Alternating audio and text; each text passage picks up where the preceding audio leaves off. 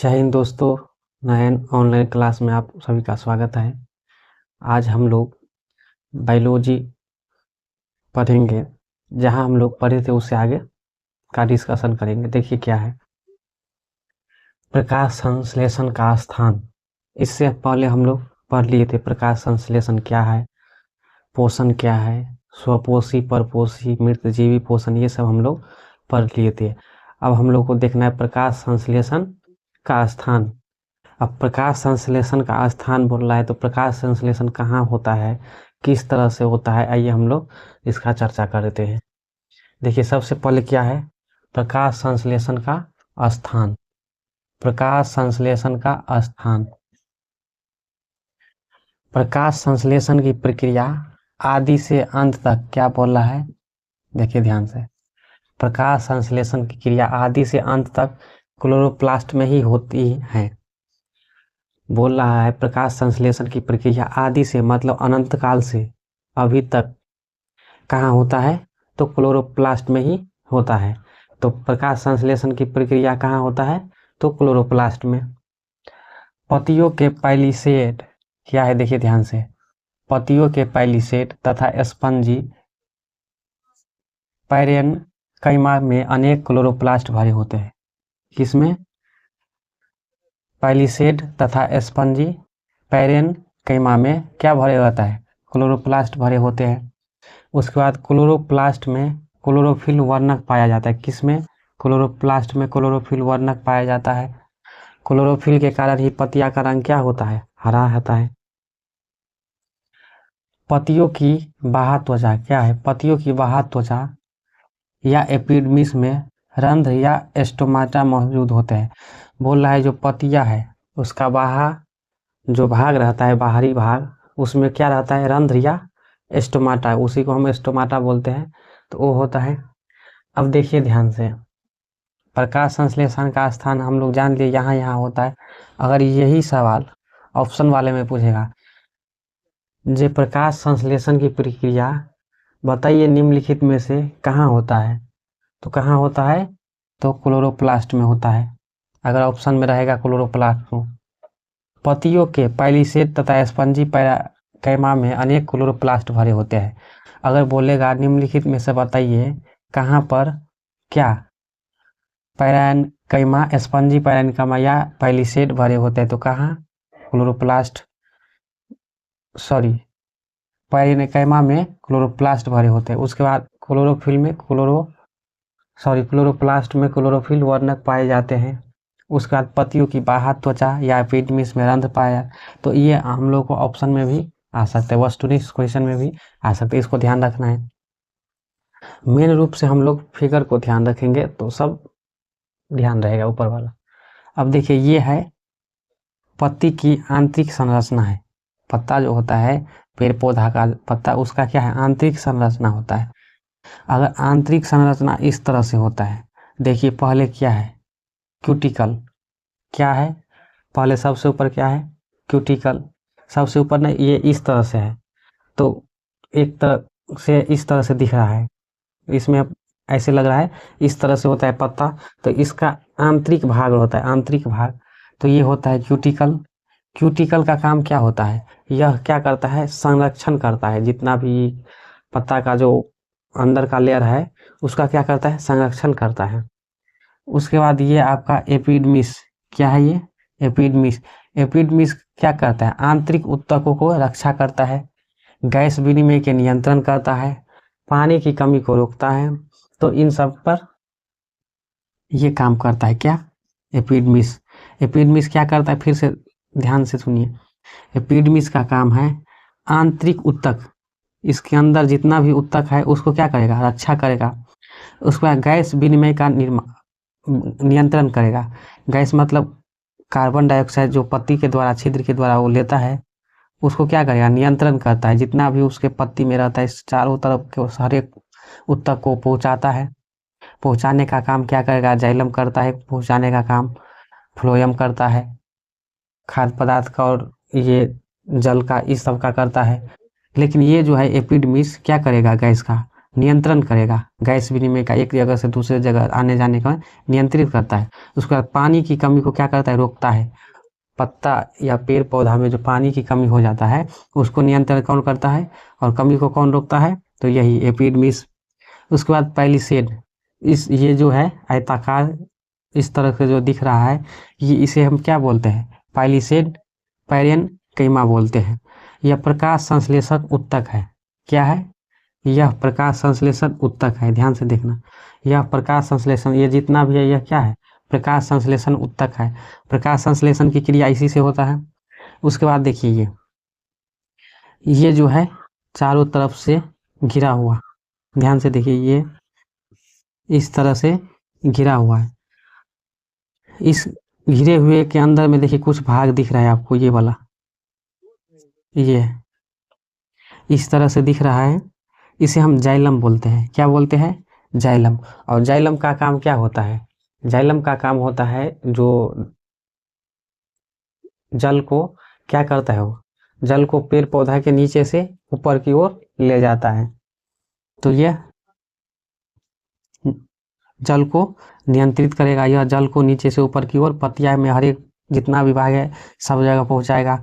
ये आपका फ्लोएम हो गया। फ्लोएम का काम क्या होता है, फ्लोएम का काम होता है जो खनिज पदार्थ को, भोज्य पदार्थ को ऊपर से नीचे और नीचे से ऊपर, वो दोनों तरह से विनिमय करता है, एक स्थान से दूसरे स्थान जाता है, तो फ्लोएम का काम होता है। उसके बाद ये जो देखिए, ये जो बना हुआ है ये सब, इसको हम क्या बोलते हैं, स्पंजी पैरेन्काइमा।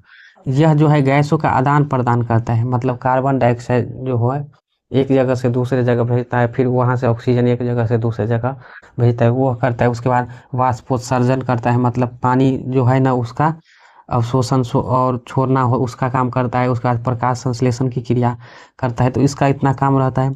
उसके बाद निचला देखिए, निचला एपिडमिस, ये क्या है, निचला एपिडमिस है। निचला एपिडमिस क्या करता है, पूर्ण जनन करता है, मतलब जो उसका त्वचा होता है ना, पेड़ का पत्ती का जो त्वचा, उसका क्या करता है, पूर्ण जनन करता है, मतलब फिर से क्या करता है, वो पत्ता का निर्माण कर लेता है। उसके बाद एस्टोमाटा, ये क्या है, छिद्र है। ये क्या है, पत्ती में छिद्र है।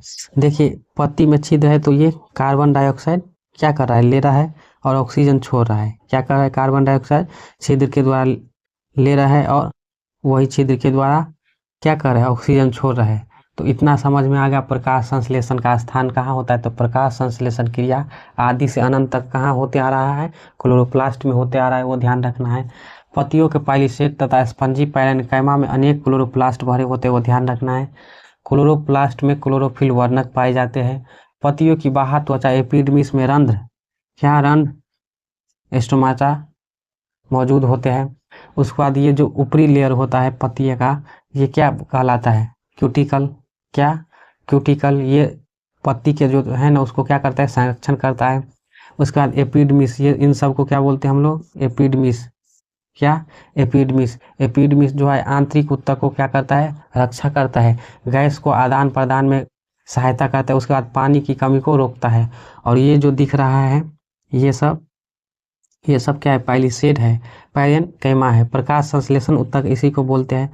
उसके बाद इसको जाइलम बोलते हैं, इसको फ्लोएम बोलते हैं, इसको स्पंजी पैरेन्काइमा बोलते हैं, जो गैस का आदान प्रदान में सहायता प्रदान करते हैं। उसके बाद इसका काम होता है वाष्पोत्सर्जन करना, प्रकाश संश्लेषण में सहायता देना। उसके बाद यह है निचला एपिडर्मिस, यह पूर्ण जनन पत्ती में करता है। और ये स्टोमाटा छिद्र से क्या करता है, वह वायुमंडल से प्रकाश को अवशोषण कर फिर वह कार्बन डाइऑक्साइड को अवशोषण कर वह क्या करता है, ऑक्सीजन को छोड़ता है वायुमंडल में। तो यही क्या है, ये पत्ती के संरचना का ये काम देख लिए हम लोग। और ये इसका क्या है, काम है, अलग अलग इसमें पाया जाता है अलग अलग, और उसका अलग अलग क्या है, काम है। तो इतना समझ में आ गया। अगर इतना समझ में आ गया तो चलिए हम लोग अब आगे बढ़ते हैं। देखिए क्या है, प्रकाश संश्लेषण के लिए आवश्यक पदार्थ। पौधों में प्रकाश संश्लेषण के लिए मुख्य घटक क्या है, उसको प्रकाश संश्लेषण में किस चीज़ का अति आवश्यकता होता है। तो सबसे पहले क्या हम लोग देखेंगे, पर्णहरित या क्लोरोफिल। उसके बाद आप कार्बन डाइऑक्साइड बोल सकते हैं। उसके बाद जल और फिर सूर्य का प्रकाश। तो इन 4 तत्वों को क्या होता है, जरूरत पड़ता है प्रकाश संश्लेषण में। पहला पर्णहरित या क्लोरोफिल, उसके बाद कार्बन डाइऑक्साइड, उसके बाद जल, उसके बाद सूर्य का प्रकाश। पर्णहरित क्लोरोफिल में क्या होता है, यह सूर्य के प्रकाश को क्या करता है, एब्जॉर्ब करता है। और CO2 जो वातावरण से क्या करता है, ग्रहण करता है, जो वातावरण में 0.03% क्या है, CO2 है, उससे अपना क्या करता है, यह ग्रहण करता है। उसके बाद जल, भूमि से क्या करता है, वह जल ग्रहण करता है। और सूर्य का प्रकाश, सूर्य से क्या होता है, प्रकाश आता है, उसके द्वारा वो क्या करता है, अपना संपूर्ण प्रक्रिया करता है प्रकाश संश्लेषण में जो भी होता है। तो इतना समझ में आ गया। अगर बोलेगा प्रकाश संश्लेषण में कितना मुख्य घटक का आवश्यकता होता है, तो कितना बोलेंगे हम लोग, 4।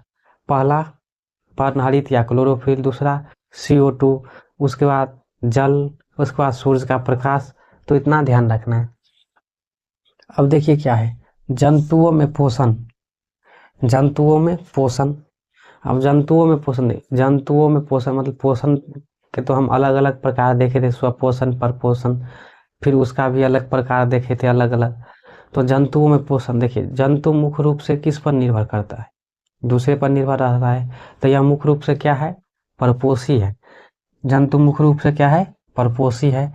इनके लक्षण देखिए, लक्षण, परपोषी जंतु मृतजीवी, परजीवी या प्राणी संपोषी हो सकते। क्या क्या हो सकता है, परपोषी हो सकते हैं जंतु, मृतजीवी, परजीवी या प्राणी संपोषी हो सकते हैं। विभिन्न प्रकार के प्राणी संपोषण बोल रहा है, विभिन्न प्रकार के प्राणी संपोषण जंतु में जो भोजन करने का क्या होता है, तरीका अलग अलग होता है। देखिए, विभिन्न प्रकार के प्राणी संपोषी जंतु में भोजन का अंतर्ग्रहण भिन्न भिन्न प्रकार के होता है। तो अलग अलग प्राणी संपोषण में भोजन ग्रहण करने का तरीका क्या है, अलग अलग होता है। हम लोग देखते हैं। अब आया क्या, अमीबा। देखिए, अमीबा एक क्या है, प्राणी संपोषी जीव है। क्या है, अमीबा एक प्राणी संपोषी जीव है। यह मृदु जलीय, एकोष्कीय तथा अनिश्चित आकार का प्राणी है। बोल रहा है यह मृदु जलीय है, एकोष्कीय है और क्या है, तो अनिश्चित आकार का प्राणी जीव है। इसका आकार कुटपाद के बढ़ने और बिगड़ने के कारण बदलता रहता है। इसका आकार किसके कारण बदलता रहता है, तो कुटपाद के बनने और बिगड़ने के कारण आकार उसका क्या होता है, बदलते रहता है। अमीबा का भोजन शैवाल, क्या है, अमीबा का भोजन शैवाल के छोटे छोटे टुकड़े, बैक्टीरिया, डाइटम, अन्य छोटे एकोष्कीय जीव तथा मृत कार्बनिक पदार्थ के छोटे छोटे टुकड़े होते हैं। अमीबा का जो भोजन होता है क्या होता है, बैक्टीरिया, उसका डाइटम और अन्य मृत जीव के छोटे छोटे कार्बनिक पदार्थ के क्या होता है, टुकड़े होता है। तो अमीबा के ये सब क्या हुआ, भोजन हुआ। अब देखिए इससे आप, अमीबा में पोषण, अंतर्ग्रहण, पाचन तथा बहिष्करण प्रक्रिया के द्वारा पूर्ण होता है। क्या होता है, अमीबा में पोषण, पाचन जो भी क्रिया होता है किसके द्वारा होता है, बहिष्करण प्रक्रिया के द्वारा होता है। तो इतना समझ में आ गया। क्या था, प्रकाश संश्लेषण के लिए आवश्यक पदार्थ पर्णहरित, CO2, कार्बन डाइऑक्साइड जिसे हम बोलते हैं, जल, सूर्य का प्रकाश, जंतु में पोषण, जंतु पोषी होते हैं, उसमें लक्षण है मृतजीवी, परजीवी, प्राणी संपोषी हो सकते हैं। उसके बाद अलग अलग जंतु में भोजन करने का तरीका क्या होता है, अलग अलग होता है। जितना भी प्राणी संपोषी जीव में भोजन करने का भिन्न भिन्न प्रकार के होते हैं। उसके बाद अमीबा एक क्या है, प्राणी संपोषी जीव है, एक कोशिकीय। उसके बाद अनिश्चित आकार का क्या है, जीव है। उसके आकार क्या होता है, उसके आकार एक शैवाल के छोटे टुकड़े के बनने और क्या बिगड़ने से उसका आकार बदलता है और घटता है, बढ़ते रहता है और घटते रहता है। तो इतना समझ में आ गया। अगर इतना समझ में आ गया तो चलिए हम लोग अब आगे बढ़ते हैं। क्या है, ये सब क्या है, अमीबा का क्या दिया हुआ है, चित्र दिया हुआ है, फिगर दिया हुआ है। आइए देखते हैं इसमें क्या बोल रहा है। देखिए ये अमीबा है, क्या है, अमीबा है, अमीबा है। देखिए ये क्या है, भोजन है। अमीबा का ये क्या है, भोजन है, भोजन है ये अमीबा का। अब क्या कर रहा है अमीबा, अमीबा अपना आकार क्या कर रहा है, आकार के बदलाव करके यहाँ कुटपाद का उसके भोजन के चारों ओर क्या कर रहा है, कुटपाद का निर्माण कर रहा है। क्या कर रहा है, भोजन के चारों ओर कुटपाद का निर्माण कर रहा है। देखिए ध्यान से, ये भोजन है, देखिए ध्यान से, ये कुटपाद का निर्माण हो रहा है। अब धीरे धीरे ये कुटपाद क्या होगा, इसमें सट जाएगा, तो कोशिका चारों ओर से भोजन को क्या कर लेगा, घेर लेगा, और घेर के क्या करेगा, वह भोजन को अवशोषित करेगा, मतलब ग्रहण करेगा वो। अब देखिए ध्यान से, इस फिगर में देखिए, ये अमीबा है, पहले ऐसा था, अब ऐसा हो गया। पहले भोजन के चारों ओर कुटपाद का निर्माण कर रहा था, अब भोजन वह ग्रहण कर लिया है। अब भोजन ग्रहण करके वह भोजन रसधानी में क्या कर गया है, पहुंच गया है। कहाँ पहुंच गया है, भोजन रसधानी में पहुंच गया है। तो भोजन का पाचन भोजन रसधानी में एंजाइम के द्वारा होता है। किसके द्वारा होता है, एंजाइम के द्वारा होता है। जैसे हम लोग भी भोजन करते हैं, तो हम लोग के आमाशय में भोजन का पाचन कैसे होता है, तो हम लोग के आमाशय में भोजन का पाचन हाइड्रोक्लोरिक अम्ल के द्वारा होता है। हाइड्रोक्लोरिक अम्ल भोजन पक्षी रखता है, उसके बाद क्या होता है, भोजन का पाचन होता है। उसी तरह भोजन का पाचन अमीबा के बारे में बोल रहा है। भोजन का पाचन भोजन रसधानी में किस में हो रहा है, भोजन रसधानी में हो रहा है। किसके द्वारा हो रहा है, एंजाइम के द्वारा हो रहा है। तो ध्यान रखना है, अमीबा में भोजन का पाचन कहाँ होगा, तो भोजन रसधानी में होगा। किसके द्वारा होगा, तो एंजाइम के द्वारा होगा। और पचा हुआ भोजन भोजन रसधानी से निकलकर कोशिका द्रव, कहाँ, कोशिका द्रव में पहुंच जाता है। जो पच जाता है भोजन, वो भोजन रसधानी से निकलकर कहाँ चला जाता है, कोशिका द्रव में चला जाता है।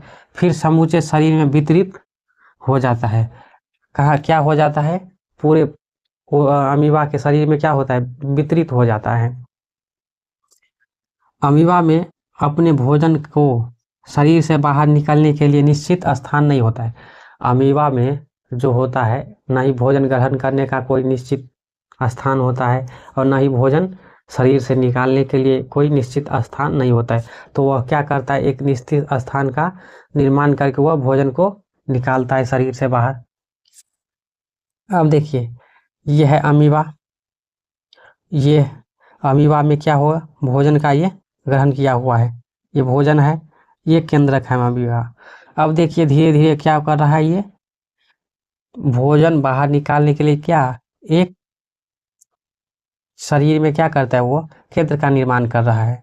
अब देखिए भोजन यहाँ आया, और उसके बाद शरीर से भोजन क्या कर दिया, छोड़ दिया। तो पहले तो उसका क्या, भोजन तो बाहर निकालने के लिए कोई निश्चित स्थान नहीं था। धीरे धीरे वह क्या किया, अमीबा में भोजन बाहर निकालने के लिए एक निश्चित स्थान का निर्माण करने लगा, और धीरे धीरे उसके बाद वह भोजन को बाहर निकाल दिया।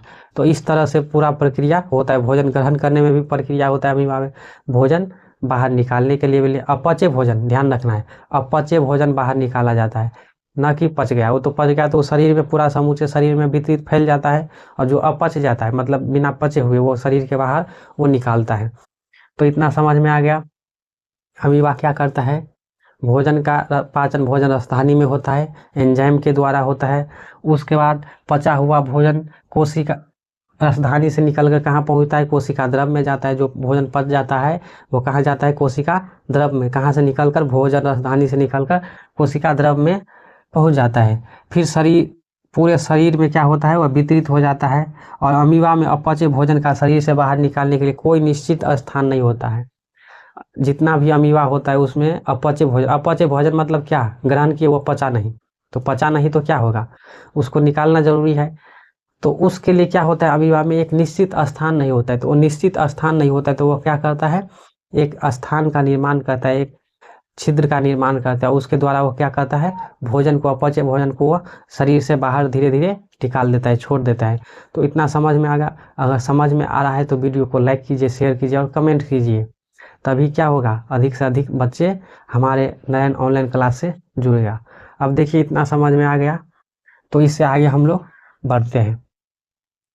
पैरामीशियम है ये, जिस तरह अमीबा एक कोशिकीय जीव है, उसी तरह पैरामीशियम भी क्या है, एक कोशिकीय जीव है, लेकिन थोड़ा उसमें क्या है, डिफरेंट है। अमीबा में एक निश्चित आकार था, पैरामीशियम में क्या है, अमीबा में कोई निश्चित आकार नहीं होता है, लेकिन पैरामीशियम में क्या होता है, एक निश्चित आकार होता है, उसका फिक्स आकार होता है।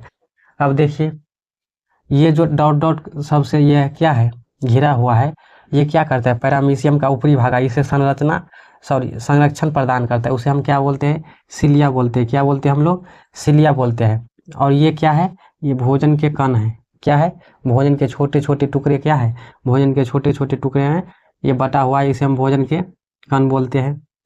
अब देखिए ये जो दिख रहा है यहाँ पर, ये स्थान, ये है कोशिका मुख या साइटोकाइम, इसे बोला जाता है। क्या बोला जाता है, कोशिका मुख या साइटोकाइम। इसी के द्वारा क्या होता है, भोजन राजधानी का निर्माण होता है। देखिए ध्यान से, ये भोजन है, भोजन के कण इधर से आ रहा है, इधर से आते आते आते इधर इसमें आ रहा है, इधर से आते आते इसमें आ रहा है, और यही क्या है, भोजन का राजधानी का निर्माण करता है। क्या करता है, भोजन राजधानी का निर्माण करता है। और ये क्या है, भोजन राजधानी है। क्या है ये सब क्या है, भोजन राजधानी है, भोजन राजधानी है, सब क्या है, भोजन राजधानी है। इस भोजन राजधानी का निर्माण करके इसमें या इससे इसमें, इससे इसमें, इससे इसमें, समूचे पैरामीशियम में क्या हो गया, फैल गया। तो हम लोग जान गए ये जो एक पैरामीशियम है, पैरामीशियम का जो ऊपरी भाग होता है उसे हम क्या बोलते हैं, सिलिया बोलते हैं। उसके बाद ये जो छोटे छोटे टुकड़े दिखाई हुए क्या है, भोजन राजधानी का निर्माण कर रहा है। देखिए ये इधर से भोजन आया, डॉट डॉट लकीर में दिखा रहा है, जो भोजन इसमें क्या कर रहा है, प्रवेश कर रहा है। फिर इस भोजन प्रवेश को पूरे पैरामीशियम में क्या कर रहा है, भोजन का विस्तृत कर रहा है। ये भोजन राजधानी हो गया हमारा, कोशिका मुख या साइटोकाइम हो गया, इसे जहाँ से भोजन प्रवेश करता है भोजन राजधानी के निर्माण में। अब देखिए पैरामीशियम अमीबा की भांति मृदुए प्रोटोजोआ है। किसके भांति, अमीबा के। अमीबा भी एक मृदुए एक कोश के जीव था, लेकिन इसका आकार क्या होता है, फिक्स होता है, निश्चित होता है। तो यही क्या था हमारा पैरामीशियम। अब समझ में आ गया, तो बस इतना ही।